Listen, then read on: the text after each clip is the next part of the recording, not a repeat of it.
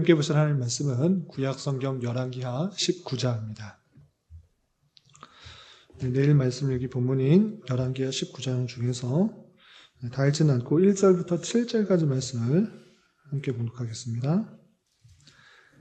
열왕기하 19장 1절부터 7절까지 말씀, 구약성경 595면 전후를 보시면 되겠습니다.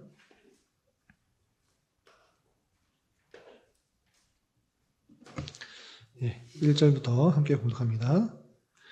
히스기야 왕이 듣고 그 옷을 찢고 굵은 배를 두르고 여호와의 전에 들어가서 왕궁의 책임자인 엘리야김과 서기관 셈나와 제사장 중 장로들에게 굵은 배를 둘려서 아모스의 아들 선지자 이사야에게로 보내매 그들이 이사야에게 이르되 히스기야의 말씀이 오늘은 환난과 징벌과 모욕의 날이라 아이를 낳을 때가 되었으나 해산할 힘이 없도다.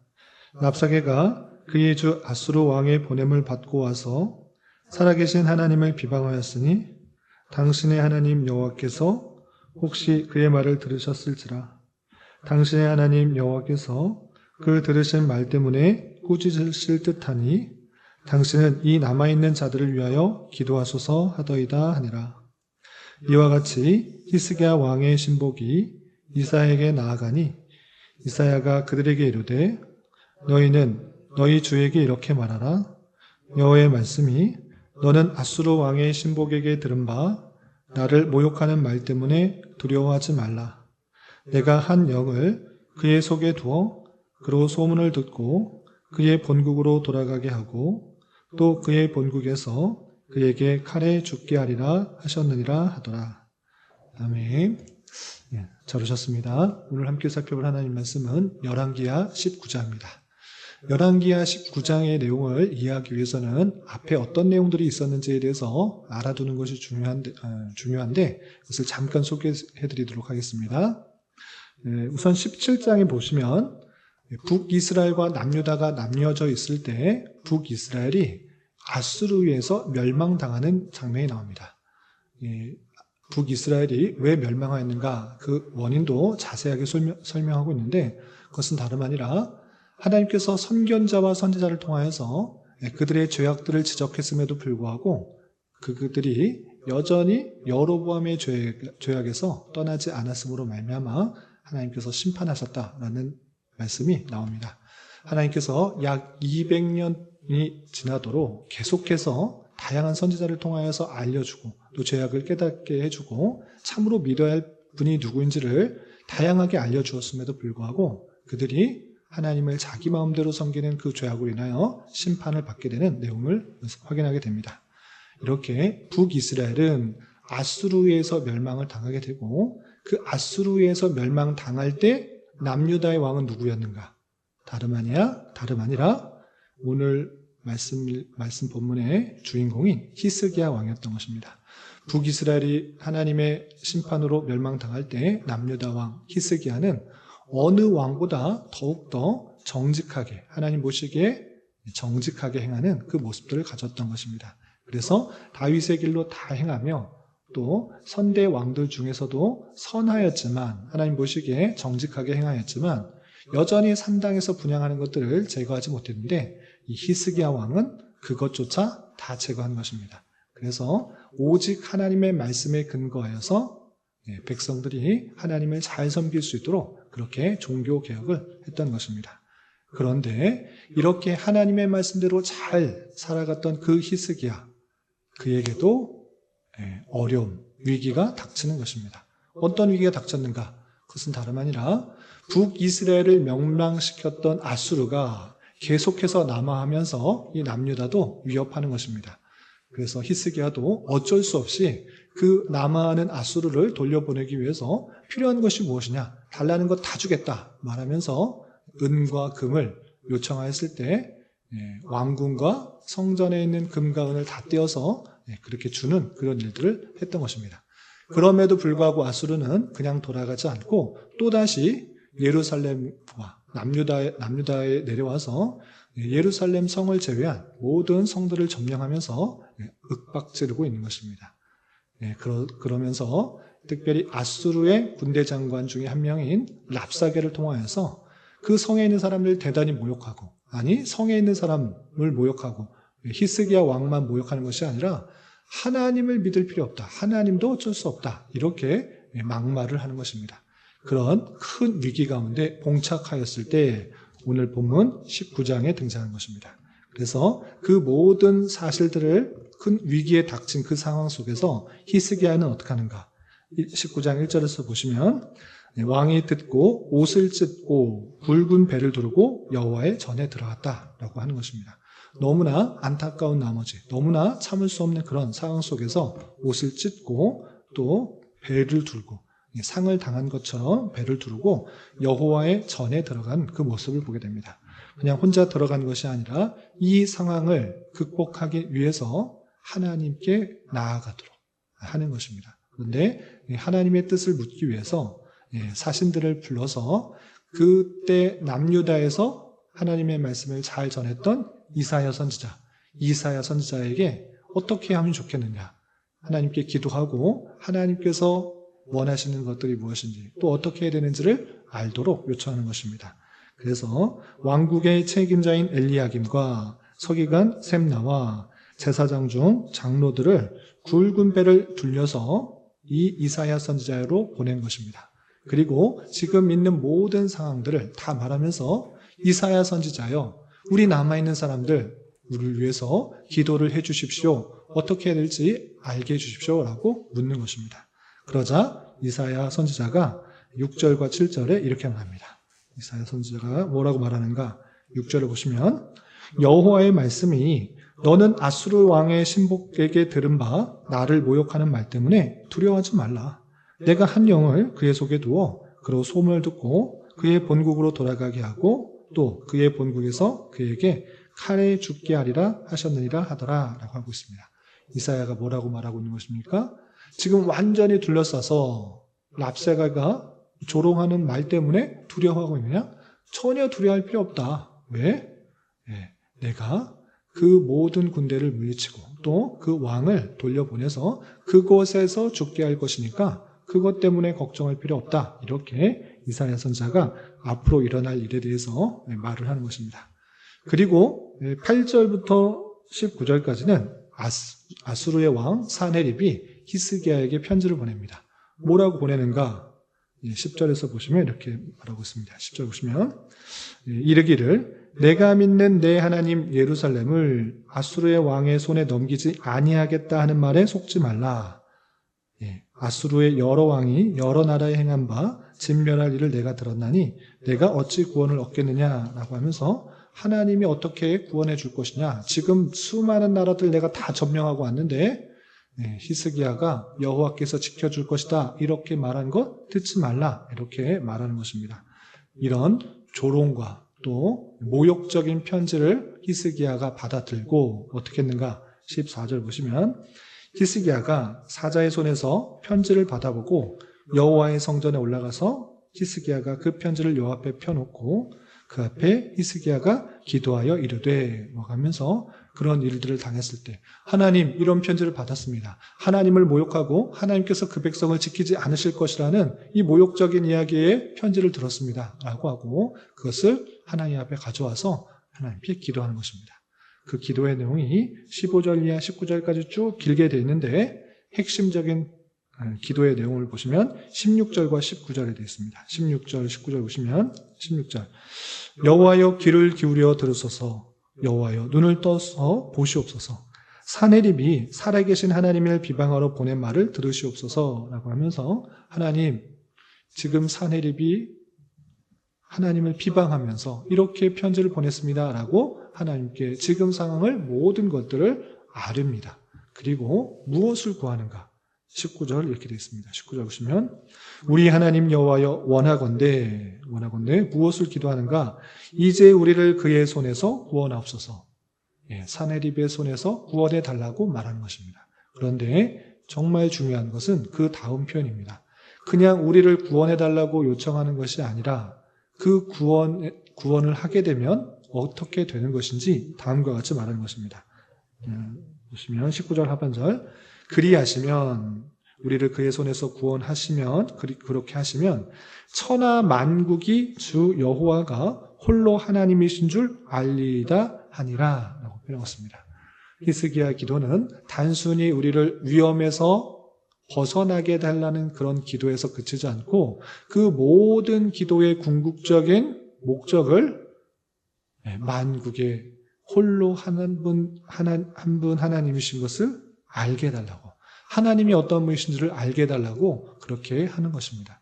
하나님께서 우리를 구원해 주실 때 하나님께서 참으로 한 분밖에 없으시는 참으로 하나님이시다라는 것들을 깨닫게 될 것입니다. 그러니 당신의 영광을 위하여, 하나님의 영광을 위하여 우리를 구원해 주십시오라고 말하는 것입니다. 이렇게 히스기야는 큰 어려움 속에서 하나님께 기도하고 하나님의 영광을 위해서 또 간구하고 있는 그 모습을 보게 됩니다. 또한 히스기야도 사신을 통해서 이사야가 어떻게 될 것인지를 알고 있었을 것입니다. 그럼에도 불구하고 그 뜻이 이루어지기를 더욱더 기도하는 그런 모습이었던 것입니다. 또한 20절에서부터 이 37절까지는 길게 이사야 선지자가 히스기야가 기도하는 그 내용을 듣고 하나님께서 어떻게 말씀하셨는지 그 내용들을 쭉 설명합니다.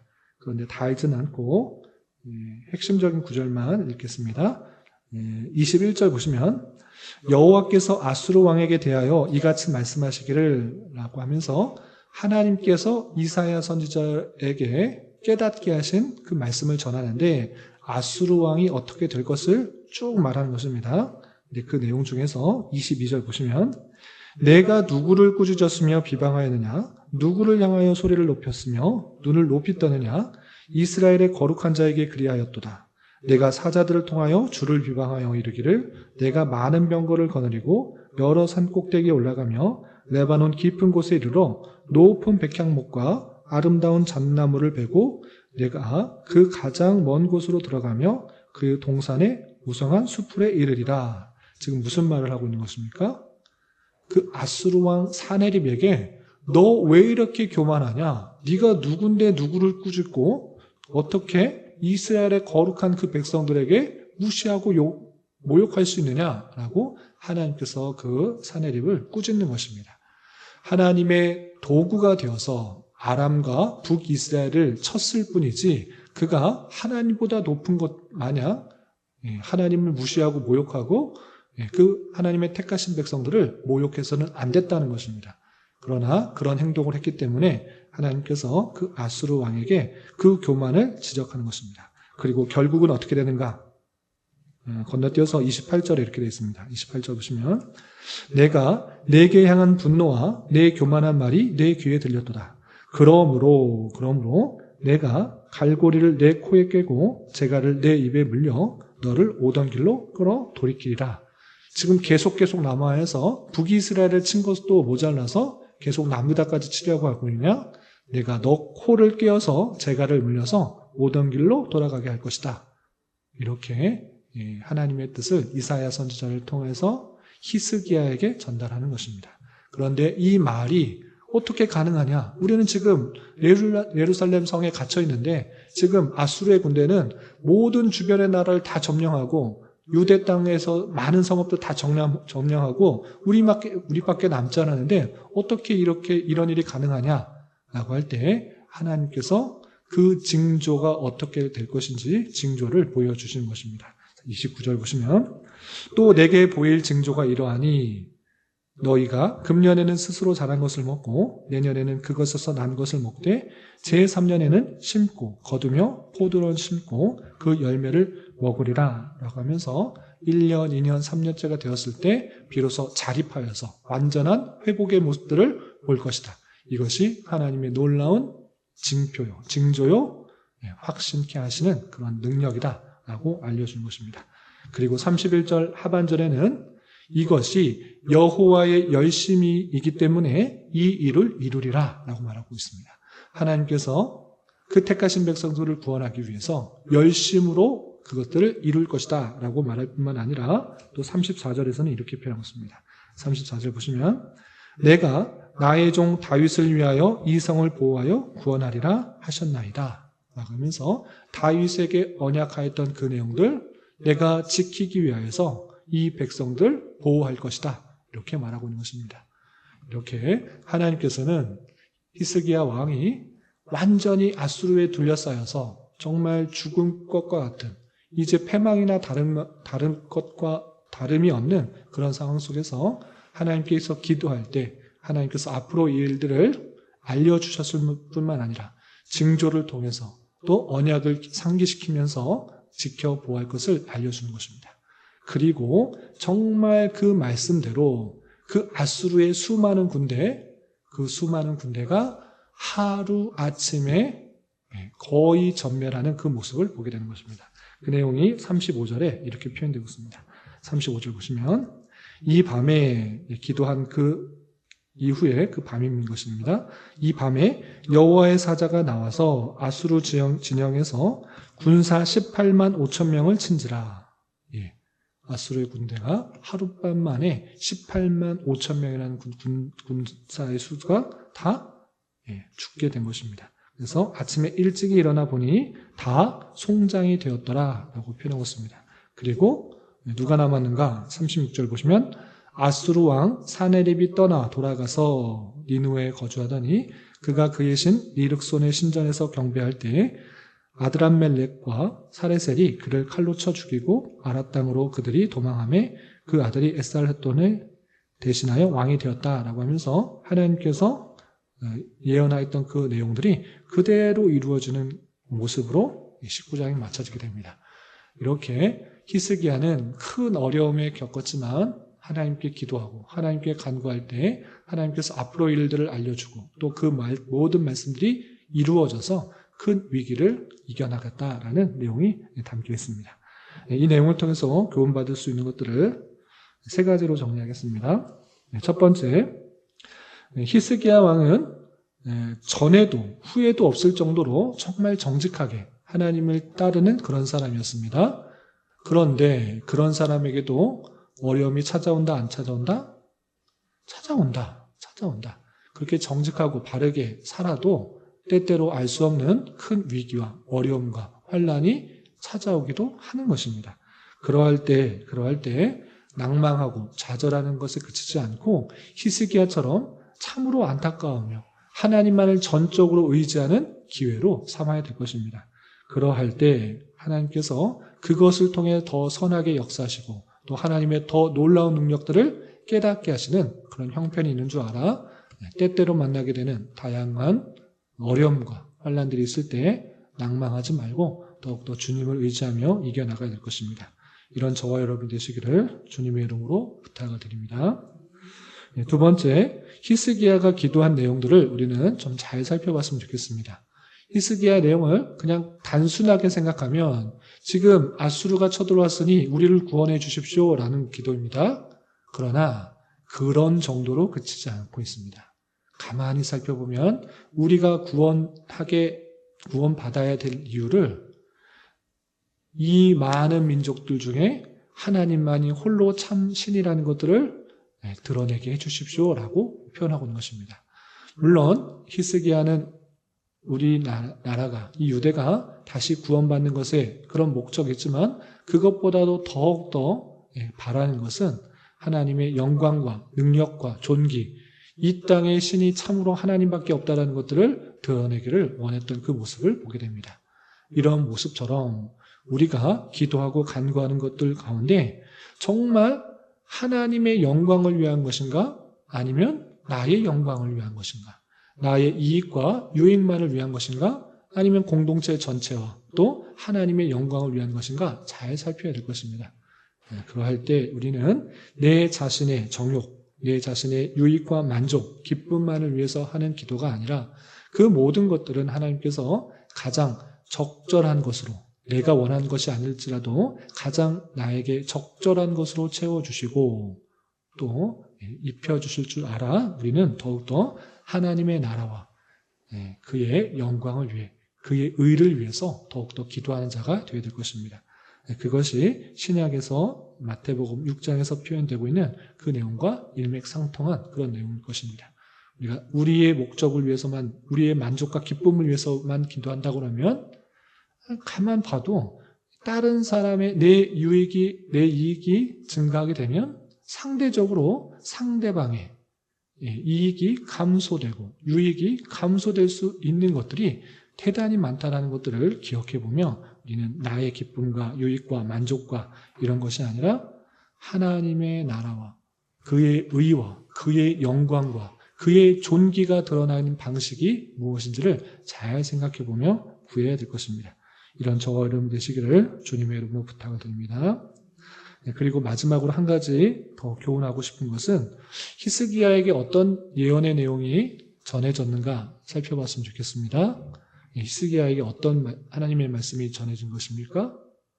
걱정하지 마라. 너 그 사람 랍사게가 모욕한다고 걱정하고 또 사내립이 와가지고 우리를 친다고 걱정하느냐?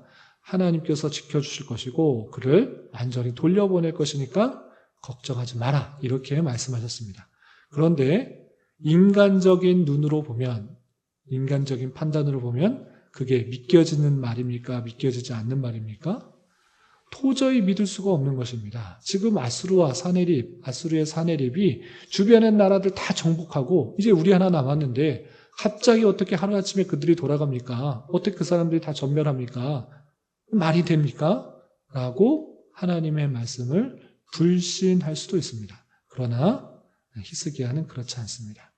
이사야가 전해준 말 그대로 믿고 또 담대하게 그 현장을 보게 된 것입니다.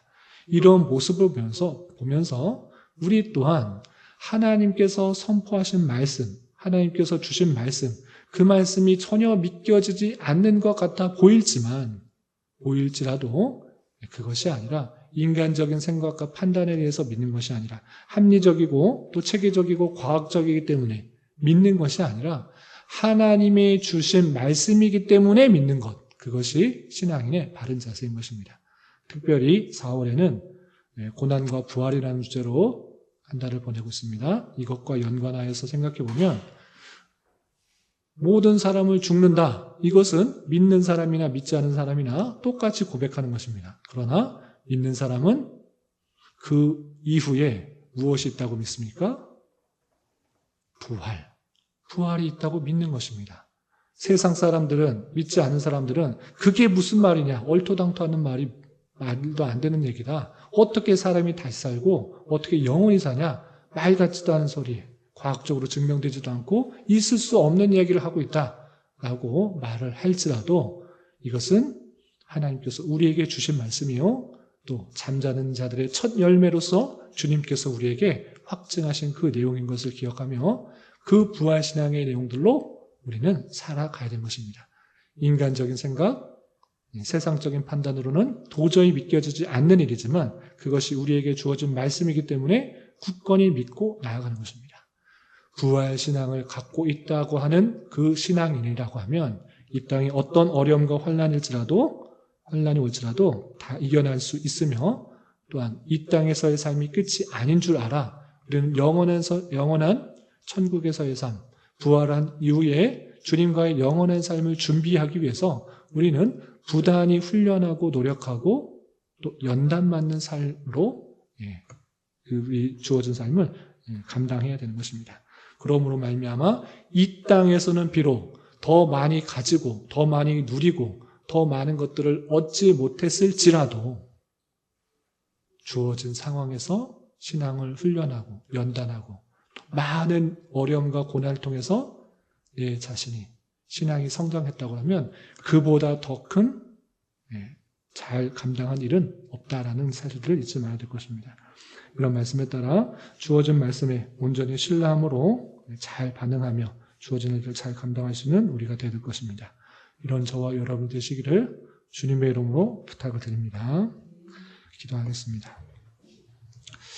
하나님 아버지 감사합니다. 오늘 말씀을 통해 히스기야가 아수르가 쳐들어온 큰 위기에서 어떻게 이겨나게 됐는지 말씀을 살펴보았습니다. 이런 말씀을 대하는 자로서 때때로 만나게 되는 여러 가지 어려움들이 있을지라도 너무 낭망하지 않게 하여 주시고 더욱더 하나님을 찾고 의지하는 기회가 되게 하여 주시며 단순히 나의 평안과 기쁨과 유익만을 위한 것이 아니라 하나님의 영광과 하나님의 어떠하심을 알아가기를 간구하며 살아가는 자 되게 하여 주옵시고, 하나님께서 우리에게 주신 말씀은 반드시 실현될 줄을 믿고 우리에게 주어진 삶을 담대하게 나아가는 자 되게 하여 주시옵소서. 주님, 이 시간 계속해서 우리에게 주어진 여러 가지 기도 제목을 가지고 주님 앞에 나아갑니다. 믿음으로 간구하는 은혜의 시간이 되게 하여 주시옵소서. 예수님의 이름으로 기도 올리옵나이다. 아멘.